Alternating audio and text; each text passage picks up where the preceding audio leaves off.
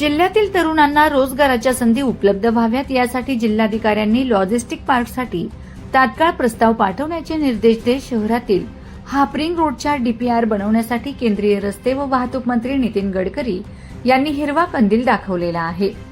सोमवारी शिवसेनेचे संपर्क प्रमुख आमदार चंद्रकांत रघुवंशी यांनी दिल्लीत केंद्रीय मंत्री नितीन गडकरी यांची भेट घेऊन नंदुरबार जिल्ह्यातील विविध प्रकल्पांबाबत चर्चा करून निवेदन सादर केले। या निवेदनाची दखल घेण्यात आली आहे। याप्रसंगी शिवसेना जिल्हा प्रमुख अॅडव्होकेट राम रघुवंशी उपस्थित होते।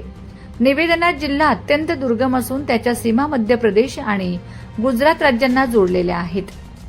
केंद्राने आकांक्षित जिल्हा म्हणून घोषित केले आहे। मोठ्या प्रमाणावरील रोजगाराच्या संधीच्या अभावामुळे हा जिल्हा महाराष्ट्रातील इतर जिल्ह्यांच्या तुलनेत जीडीपी मध्ये मागे राहिला आहे।